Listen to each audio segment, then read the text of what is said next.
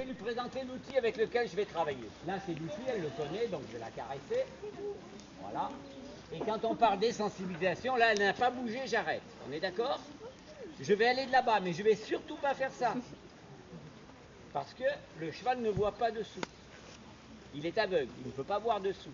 Et même quand il veut voir loin, les muscles qui animent ses yeux ne sont pas assez développés, ne sont pas assez organisés pour voir loin et près en même temps. Un cheval qui veut voir loin, il ne peut pas, comme nous, tourner les yeux. Il est obligé de lever la tête. Là, je vois loin. Il veut voir près, il regarde près comme ça. Et ça, c'est important pour un cavalier de le savoir. Vous avez mon carrossique derrière moi, d'accord? Là, je vais partir éteint. Vous voyez, j'ai pas d'énergie, je suis éteint. Voilà. Et je vais faire ce qu'on appelle, elle ne bouge pas, je m'arrête. Alors, on peut lui demander ça, il est un petit peu éduqué, on demande de reculer. Voilà. Voilà. Il est en dehors de mon espace. Donc, ce cheval est en dehors de ma bulle. Il faut quand même que je vous montre un peu ce que c'est la bulle. C'est à peu près comme ça. Bien, ma fille, bien. Elle rentre à l'épaule. Voilà. Et elle part là. Vous voyez, quand je suis ici, quand je suis ici, je suis aussi près du cheval que quand je suis là. C'est pour ça qu'on aborde toujours un cheval en creux d'épaule. Et là, l'avantage, si le cheval est un peu sauvage, vous restez un peu, voilà, c'est souvent ça, discrètement, on se gratte un peu. On a trouvé le contact, mais là, vous ne pourrez pas toucher. On est d'accord? On rentre au message. Donc, l'éduquer. Est-ce que je peux envoyer un message si je ne suis pas connecté? C'est pareil, il faut qu'il me prenne en compte. Alors, est-ce que ce cheval est connecté? Alors, je vais me déplacer d'un côté, comme ça. Il ne s'est rien passé. Et oui, et je vais lui mordre les fesses. Voilà. Et ça, même le poulain qui n'a jamais vu l'humain, on peut le faire. Avec plus de douceur, bien sûr. Hein, mais parce que c'est comme ça qu'ils fonctionnent dans la nature. Entre eux, dans leur jeu de célibataire ou autre, ils sont là, ils se cherchent. Et si l'autre ne tient pas compte de l'attitude de l'autre, ils tournent. Et hop, ils vont se mordiller les jarrets. Donc on se sert du langage du cheval. C'est pour ça qu'on dit qu'il faut parler le langage du cheval. On ne va pas causer.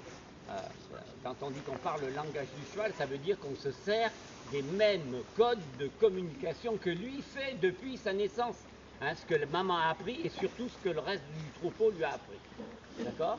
Alors j'en profite pour dire qu'il ne faut jamais élever un poulain seul avec sa maman.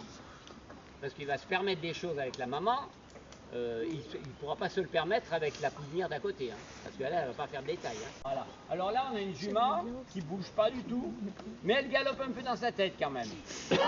Alors, il faut que je fasse la même chose. Voilà, mais dis moi, hey, si tu te détends, j'arrête. Voilà, oui, voilà. Et comment vous voyez qu'elle galope dans sa tête? Parce que son corps est complètement détendu, coincé, et si vous êtes bien en face, il n'y a pas le même poids sur les quatre pieds. Voilà. Un cheval, avant de l'enfourcher, il faut qu'il y ait le même poids sur les quatre pieds. Tant qu'il n'y a pas le même poids sur les quatre pieds, même qu'on croit que non. Alors après, oui, pour répondre à votre question, l'idéal, c'est de continuer cette fameuse désensibilisation en marchant. Parce qu'il ne pourra pas faire semblant d'être comme ça et galoper dans sa tête, hein, ce qui a permis aux ânes de survivre. Hein. Vous savez que le cheval a évolué parce qu'il est sorti de la forêt, il est allé en prairie, et c'est par la vitesse qu'il a continué à survivre. 55 millions d'années. Je vais la mettre en mouvement. Et là, elle ne peut pas bloquer son corps et ne pas bouger pour me faire croire, enfin me faire croire. Là, elle ne peut pas. Si elle est en mouvement, si elle a peur, elle est obligée de démarrer. Voilà. Donc c'est un test qui permet, on met un drapeau, on se fout le drapeau au-dessus du cheval. Je peux aller un peu plus loin, voilà. Elle n'a pas bougé, et elle bouge. Voilà. Alors je ne vais pas demander trop. Et moi je vais bien m'éteindre. Oui, voilà. Voilà. Voilà. Oui, c'est bien ma fille. C'est bien ma fille. Voilà. Tu es capable de l'éteindre. Pour ça, en équitation, il faut oublier, ouais, montre-lui que tu es le maître, montre-lui que... Non, on veut deux gagnants. Deux gagnants. Le cavalier met sa jambe pour faire un déplacement latéral. Si le cheval se déplace latéralement, ben, le cavalier a gagné. il faut que le cheval ait gagné aussi, sinon il va se détériorer. Il faut qu'au moment où il se met à déplacer, le cavalier éteigne sa jambe. Parce qu'on parle toujours de la montée des aides, mais on oublie de parler de la descente des aides. Et le cavalier descend ses aides et il y a juste un souffle de la botte. Et ce qui va continuer le mouvement, c'est l'énergie du cavalier et le bassin qui va avec le cheval. Mais pas la jambe. Sinon, la solution n'est pas trouvée.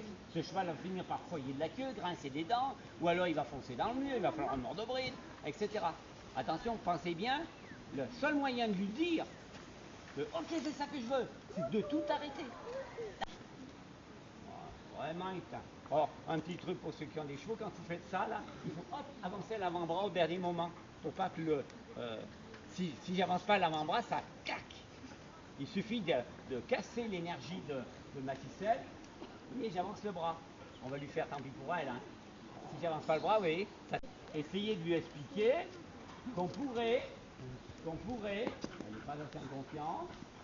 C'est bien ça ce que j'ai fait là. Alors là, elle apprend que dès que mon fouet va bouger, eh bien, il suffit de trotter et ça va tout arrêter parce que... Oui, c'est bien ma fille. Donc il disait, Tom Dorrance, on peut passer tous les objets du monde sur le corps d'un cheval, même les plus terrifiants, à condition que la première fois on ait su les présenter. Sinon on est déjà dans la rééducation. Donc il ne faut pas aller trop vite, il ne faut pas aller trop loin, mais il faut bien présenter la première. Le tapis de selle, la selle, le jette par terre, tant qu'il s'y intéresse, le pont du vent, l'obstacle, le passage étroit, tant qu'il s'y intéresse, c'est que ça peut l'inquiéter. Donc, je m'en occupe pas. Alors, un vieux tapis, parce que vous avez mon pauvre parapluie. Bref. Bon, il s'y intéresse plus, je peux aller plus loin. Voilà. Donc, à la rigueur, je vais faire quelques mouvements. Voilà. Je vais faire un peu de bruit, ça n'a pas l'air de l'inquiéter, je la garde. Je vais la gratouiller un petit peu. Voilà, très bien. Voilà, très bien. Et je vais défaire, alors moi sans émotion bien sûr, hein, faut surtout pas que je garde mon rythme et que je me dise oh elle a sans doute bougé, non moi je suis vraiment sans émotion, voilà. Et comme apparemment, parce que elle est plus en lecture de mon émotion qu'en lecture de mes outils, on est d'accord? Donc là elle fait un truc formidable, hein, ce qu'elle fait. Eh bien, je vais faire un renforcement positif. Primaire ou secondaire? Primaire. Ouais. Un peu ça, là, voilà. Et puis, pourquoi pas le laisser traîner, ce parapluie?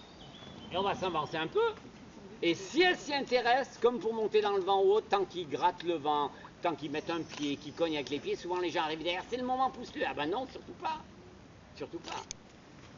Laissez-les, tant qu'ils s'y intéressent, faut pas intervenir. Nous, on regarde, on a notre mémoire, on a tout ça pour expliquer les choses. Eux, ils ont que leur bouche ou leur pied. Même balander, partout que j'aurais fait ça tout à l'heure, je ne dis pas, voilà, elle a mis dans la bonne boîte. Alors, je vais faire un petit renforcement. Et puis, pourquoi pas, voilà, le renforcement va venir se le chercher là-dedans. C'est là, Maurice, qu'elle s'accroche avec le Nicole et que tu as 15 jours de boulot. Pardon. Ah, voilà. Et voilà.